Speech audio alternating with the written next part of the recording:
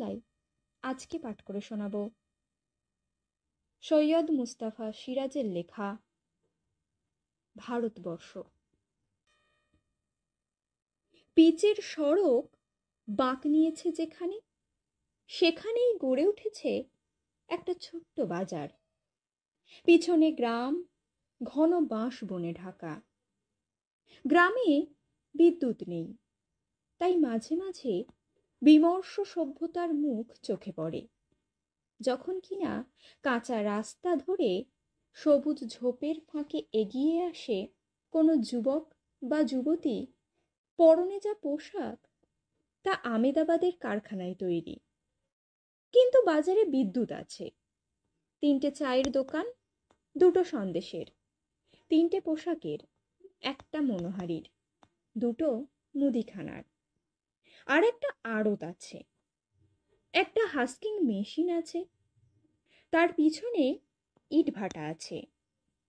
চারপাশের গ্রাম থেকে লোকেরা আসে। রাত 9টা অবধি জোর জমাটি ভাব থাকে, তারপর সব ফাঁকা। শুধু কিছু আলো জ্বলে, কিছু নেড়িকুত্তার ছায়া ঘোরে পিচের উপর। মাঝে মাঝে চলে যায় ট্রাক দূরের শহরের দিকে। আবার সব চুপচাপ। বাঁকের মুখে আদ্যিকালের বটগাছে পেঁচার ডাকও স্তব্ধতার অন্তর্গত মনে হয়। সময়টা ছিল শীতের। বাজারের উত্তরের বিশাল মাঠ থেকে কনকনে বাতাস বয়ে আসছিল সারাক্ষণ। তারপর আকাশ ধূসর হলো মেঘে, হালকা বৃষ্টি শুরু হলো। রাঢ় বাংলার শীতে এমনিতেই খুব জাঁকালো, বৃষ্টিতে তা হলো ধারালো। ভদ্রলোকে বলে পৌষে বাদলা, ছোট লোকে বলে ডাউর। আর বৃষ্টির সঙ্গে বাতাস জোরালো হলে তারা বলে ফাঁপি। সেবার এই আবহাওয়া হয়ে পড়ল ফাঁপি। তখনও দূরের মাঠে ধান কাটা হয়নি।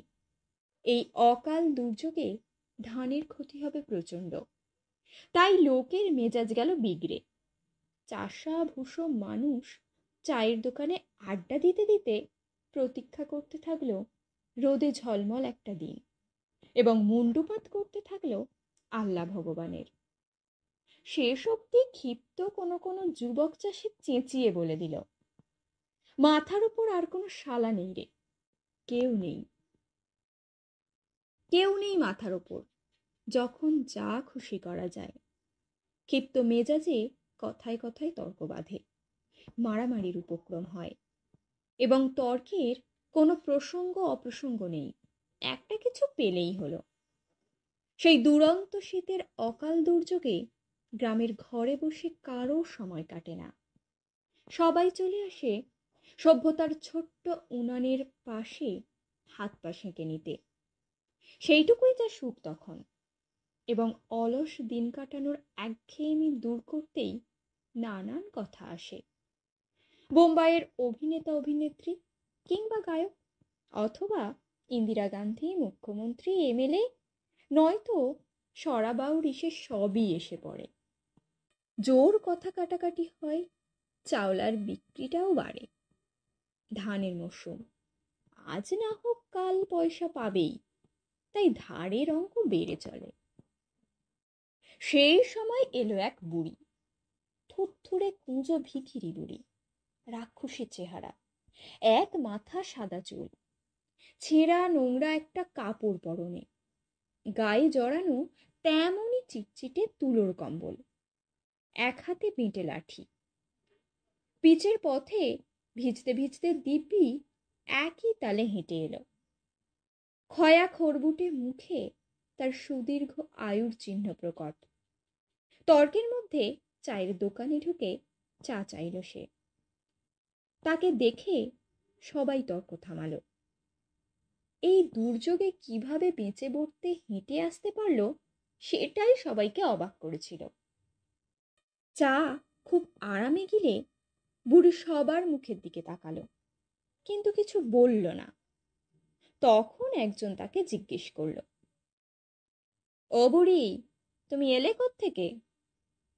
বুড়ি বড় মেজাজি, গজগজ করে জবাব দিল, সে কথাই তোদের কাজ কি বাছারা? ওরা হেসে উঠল। ওরে বাবা, ভারী তেজি দেখছি, এই বাদলাই তেজি টাট্টুর মতন বেরিয়ে পড়েছে। বুড়ি খেপে গেল। তোমাদের কর্তা বাবা টাট্টু, খবরদার অকথা কুকথা বলো না। আমি যেখান থেকেই আসি, লোকের কি? একজন ঠান্ডা মাথায় বলল, ও বুড়ি, তুমি থাকো কোথায় তাই জিজ্ঞেস করছে এরা। তোমাদের মাথায়। বলেই সে কম্বলের ভেতর থেকে একটা ন্যাকড়ায় বাঁধা পয়সা খুলতে লাগলো। তারপর চায়ের দাম মিটিয়ে আবার রাস্তায় নামলো। লোকেরা চেঁচিয়ে উঠল, মরবে রে, নির্ঘাত মরবে বুড়িটা। বুড়ি ঘুরে বলল, তোরা মর, তোদের শত গোষ্ঠী মরুক।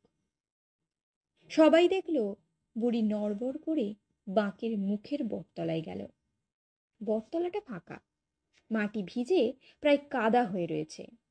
সে সবার অবাক চোখের সামনে সেখানে গিয়ে বুড়ির কাছে একটা মোটা শেকড়ে বসে পড়ল।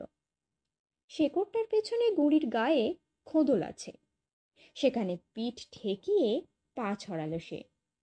বোঝা গেল বুড়ির এ অভিজ্ঞতা প্রচুর আছে, অর্থাৎ সে বৃক্ষবাসিনী। কেউ কেউ বলল, বরং বারোয়ারি তলায় গেলেই পারত, নির্ঘাত মরে যাবে। এ কথার পর স্বভাবত এবার বুড়িকে নিয়ে অনেক কথা এসে পড়ল, আবার জমে গেল। পৌষে বাদলা সম্পর্কে গ্রামের ডাকপুরুষের পুরনো বচন আছে। তা হলো, শনিতে 7, মঙ্গলে 5, বুধে 3, বাকি সব 3 দিন। অর্থাৎ শনিতে বাদলা লাগলে 7 দিন থাকবে, মঙ্গলে 5 দিন, বুধে 3 দিন। অন্য দিনে লাগলে 1 দিনের ব্যাপার। এ বাদলা লেগেছিল মঙ্গলে। কেউ অবশ্য হিসেব করেনি, কিন্তু যেদিন ছাড়ল সেদিন আকাশ পরিষ্কার হয়ে গেল একেবারে। সূর্যের উজ্জ্বল মুখ দেখা গেল, আর সবাই আবিষ্কার করল বটতলায় সেই গুঁড়ির খোদলে পিঠ রেখে বুড়ি চিত হয়ে পড়ে আছে, নিঃসাড়। অনেকটা বেলা হলেও সে নড়ছে না দেখে চাওলা জগা বলল, নির্ঘাত মরে গেছে বুড়িটা। একজন বলল, সর্বনাশ, তাহলে শ্যাল কুকুরে ছিঁড়ে খাবে যে, গন্ধে টেকা যাবে। একজন দুজন করে ভিড় বাড়তে লাগলো। কেউ কেউ বুড়ির কপাল ছুঁয়ে দেখল প্রচণ্ড ঠান্ডা। একজন নাড়িও দেখল কোনো স্পন্দন নেই, অতএব মরাই বটে। চৌকিদারকে খবর দেওয়া হলো। সে এসে বলল, থানায় খবর দিয়ে কি হবে? ফাঁপিতে এক ভিখিরি পটল তুলেছে, তার আবার থানা পুলিশ। 5 কোষ দূরে থানায় খবর দাও, তারপর ওনার আস্তে আস্তে রাত দুপুর, ততক্ষণে গন্ধ ছুটবে। কবে মরেছে হিসেব আছে নাকি? দেখছো না ফুলে ঢোল হয়েছে কেমন? তাহলে কি করব চৌকিদারদা? নদীতে ফেলে দিয়ে এসো, ঠিক গতি হয়ে যাবে যা হবার। বিজ্ঞ চৌকিদারের পরামর্শ মানা হলো। মাঠ পেরিয়ে 2 মাইল দূরে নদী, এখন শুকনো। সেখানে চড়াই ফেলে দিয়ে এলো কজন মিলে। বাঁশের চ্যাংদোলাই ঝোলানো হয়েছিল, সেটিও ফেলে দিয়ে এলো ওরা। বুড়ির শরীর উজ্জ্বল রোদের তপ্ত বালিতে চিত হয়ে পড়ে রইল। ফিরে এসে সবাই দিগন্তে চোখ রাখল, ঝাঁকে ঝাঁকে কখন শকুন নামবে। হঠাৎ বিকেলে এক অদ্ভুত দৃশ্য দেখা গেল। মাঠ পেরিয়ে একটা চ্যাংদোলা আসছে। সেটা যখন বাজারে পৌঁছলো তখন জানা গেল ব্যাপারটা। সেই বুড়ির মরাটাই তুলে নিয়ে আসছে মুসলমান পাড়ার লোকেরা। আরবি মন্ত্র পড়ছে ওরা, মাথায় টুপিও পড়েছে কেউ কেউ। যারা ফেলে দিয়ে এসেছিল তারা হিন্দু। তারা অবাক হয়ে এবং রেগে গিয়ে জানতে চাইল, কি ব্যাপার? না, বুড়ি যে মুসলমান। প্রমাণ? প্রমাণ অনেক, অনেকে তাকে শুনেছে বিড়বিড় করে আল্লাহ বা বিসমিল্লা করতে। এমনকি গাঁয়ের মোল্লা সাহেব অকাট্য শপথ করে বললেন, আজ ফজরে ভোরের নামাজের সময় যখন নমাজ সেরে এদিকে বাস ধরতে আসছি, তখনই বুড়ি মারা যাচ্ছিল। ওকে স্পষ্ট কলমা পড়তে শুনলাম। তা কে জানে বুড়ি মরছে? আমি যাচ্ছি শহরে মামলার দিন, তাই দেখা হলো না ব্যাপারটা। ফিরে এসে শুনি ওকে নদীতে ফেলে দিয়েছে। তোবা তোবা! তা কি হয় আমরা বেঁচে থাকতে? তাই কবরে দেবার ব্যবস্থা করলাম। গাঁয়ের ভট্টাচ মশাই সবে বাস থেকে নেমেছেন। উঁকি মেরে সব দেখে শুনে বললেন, অসম্ভব! আমিও তো মোল্লার সঙ্গে একই বাসে আজ শহরে গিয়েছিলাম। আমি স্পষ্ট শুনেছি বুড়ি বলছিল, শ্রীহরি শ্রীহরি শ্রীহরি। তাঁর সপক্ষে অনেক প্রমাণ জুটে গেল। নকরিনাপিত দিব্যি করে বলল, কাল আমি কামাতে বসবো বলে বটতলায় এসেছিলাম, দেখলাম বসা যাবে না। তখন বুড়িকে স্পষ্ট বলতে শুনেছি, আপন মনে বলছে, হরি বল হরি বল। ভুল শুনেছ, ফজলু শেখ বলল। আমি সকর্ণে শুনেছি, বুড়ি লাইলাহা ইল্লাল্লাহ বলছে। নিবারণ বাগদি রাগী লোক, একসময় দাগি ডাকাত ছিল। চেঁচিয়ে উঠল, মিথ্যে! করিম ফরাজি এখন খুব নামাজ পড়ে এবং বান্দা মানুষ। একদা সে ছিল পেশাদার লাঠিয়াল। নিবারণের চেঁচানি বরদাস্ত করবে কেন সে? আরো চেঁচিয়ে বলল, খবরদার! বচসা বেড়ে গেল। তর্কাতর্কি, উত্তেজনা, হল্লা চলতে থাকলো। তারপর দেখা গেল একদল লোক সেই বাঁশের চ্যাংদোলাটা নিয়ে টানাটানি শুরু করেছে। দেখতে দেখতে প্রচন্ড উত্তেজনা ছড়ালো চারদিকে। দোকানগুলোর ঝাঁপ বন্ধ হতে থাকলো। আর তারপরই দেখা গেল গ্রাম থেকে অনেক লোক দৌড়ে আসছে, সবার হাতে মারাত্মক অস্ত্রশস্ত্র। চ্যাংদোলাটা তখন পিচের ওপর। বুড়ির মরার দুপাশে স্পষ্ট দুটো জনতা দাঁড়িয়ে গেছে। দুদলের হাতেই অস্ত্রশস্ত্র, পরস্পরকে লক্ষ্য করে গালাগালি চলছে। মাঝে মাঝে মোল্লা সাহেব চেঁচিয়ে উঠছেন, মুসলিম ভাই সকল, জেহাদ জেহাদ! নাকায়েত কবির আল্লাহু আকবর। অন্যদিকে ভট্টাচ মশাই গর্জে বললেন, জয় মা কালী! জবন নিধনে অবতীর্ণ হও মা! জয় মা কালী কি জয়!